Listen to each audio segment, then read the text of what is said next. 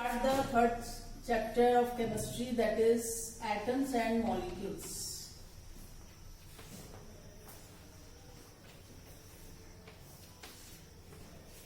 Atoms and molecules. So you all know what is atom. You have studied in the first chapter as well as in the second chapter. Atom is the smallest particle of any matter.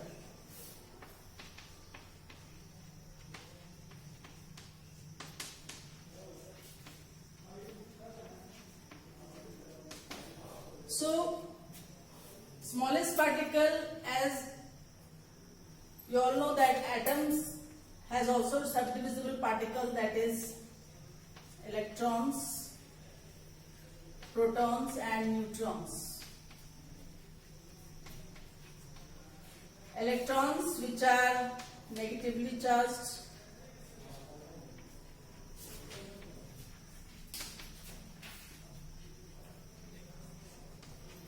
protons, which are positively charged, and neutrons have no charge. So these electron, protons and neutrons, they are subatomic particles, we can say. Now what is molecule? Molecule means when atoms combine together, they form molecules.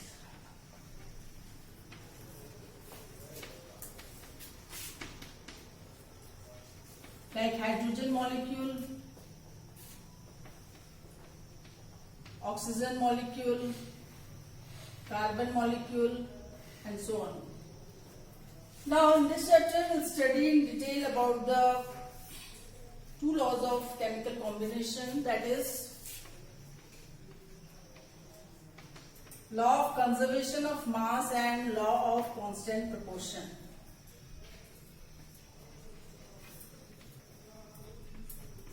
So, law of conservation of mass states that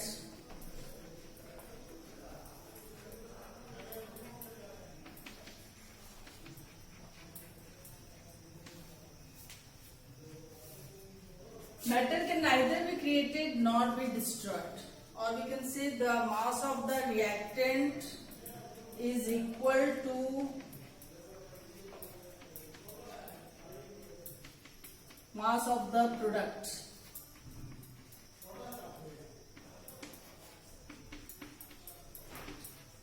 This is called law of conservation of mass. I will try to explain by the help of equation like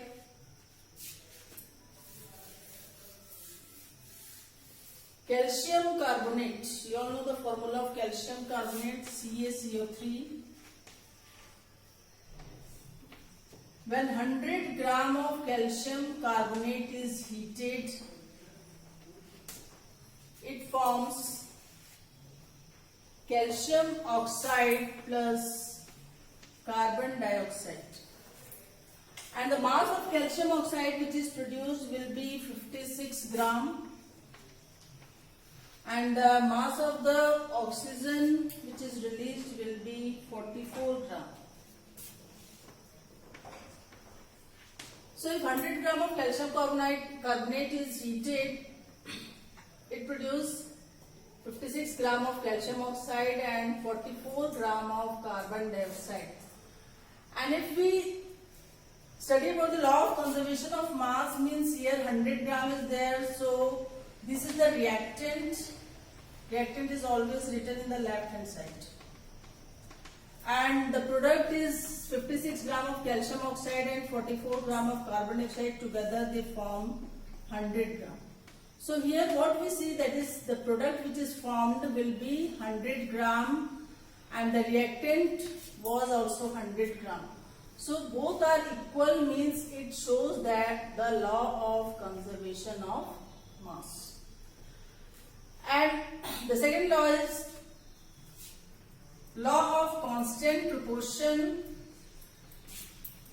In constant proportion, what happens in this law? any atoms combine in a definite proportion by mass. Like two molecules of hydrogen combines with one molecule of oxygen to form two molecules of water. So mass of their hydrogen which is combining with the mass of the oxygen is definite to form two molecules of water. So this law confirms the law of constant proportion, that any atom or molecule combined in a definite proportion by mass. So these two are the laws of the chemical combination which we study in the chemistry. And in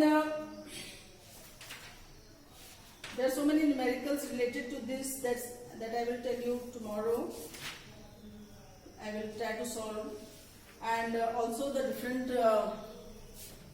models which are given in the atoms and molecules. So today I will try to describe only one theory of atoms and molecules, that is Dalton's theory,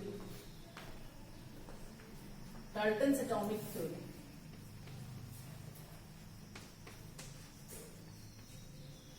According to Dalton's atomic theory, what does it state? It states also the law of conservation of mass, as I told you, as well as the law of constant proportion.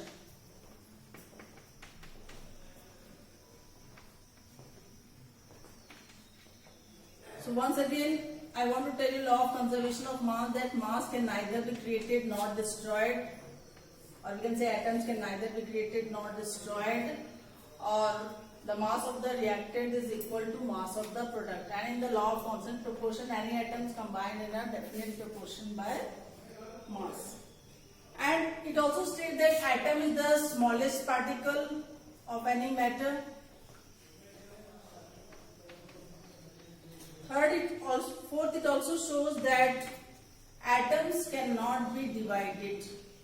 Means atom is indivisible particle.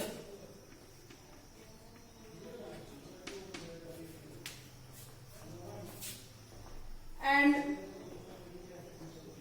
atoms are of various kinds, and these atoms combine together to form the molecule. That was also stated by Dalton, that atoms combine together to form molecules. And every atom of every element is different. It also stated by Dalton that all the atoms present in different elements are different.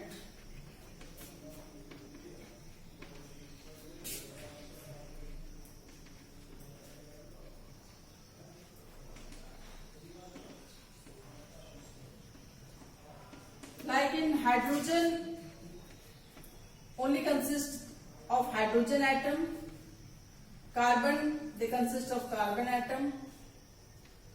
Oxygen consists of oxygen atom. Means all the atoms which are present in different elements, they are different as stated by Dalton in his Dalton's atomic theory. And tomorrow I will explain you about the symbols of different elements which are present in our earth. About 112 elements are there in our earth, and I will tell you the symbols, how the symbols are derived, and further I will explain tomorrow. Thank you.